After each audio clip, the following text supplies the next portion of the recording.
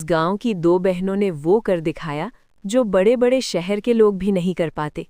ये कहानी सिर्फ दो बहनों की नहीं है, ये कहानी है हिम्मत, मेहनत और रिश्तों की ताकत की। गांव के एक कोने में मिट्टी का एक छोटा सा घर था, जिसमें रहती थी दो जवान बहनें, बड़ी बहन आशा और छोटी बहन सपना। आशा पढ़ाई में तेज, समझदार और जिम्मेदार थी, जबकि सपना थोड़ी नटखट थी, लेकिन दिल की बहुत साफ।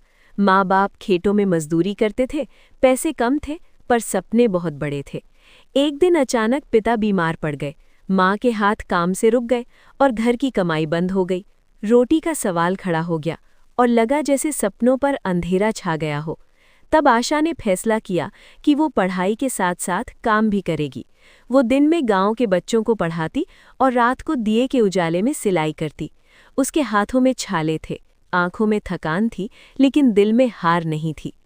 सपना शुरू में बस देखती रही, पर एक रात जब उसने आशा के जख्मी हाथ देखे तो उसका दिल पिघल गया। उसकी आंखों से आंसू बह निकले। उसने आशा से कहा, दीदी, अब आप अकेली नहीं हो, मैं भी आपके साथ हूँ। उस दिन के बाद सपना भी सुबह शाम मेहनत करने लगी। दोनों बहनें साथ मिलकर सिलाई का काम बढ़ाने लगी। कपड़े तैयार करती, ग्राहक ढूंढती और धीरे धीरे गांव में उनका नाम होने लगा। लोग कहने लगे, ये सिर्फ बहनें नहीं, ये मिसाल है। एक दिन शहर से एक एनजीओ गांव आया। उन्होंने आशा की मेहनत और उसकी पढ़ाई देखी और उसे छात्रवृत्ति देने का फैसला किया। जब आशा ने वो पत्र पढ़ा तो उसकी आंखों से खुशी के आंसू निकल आए।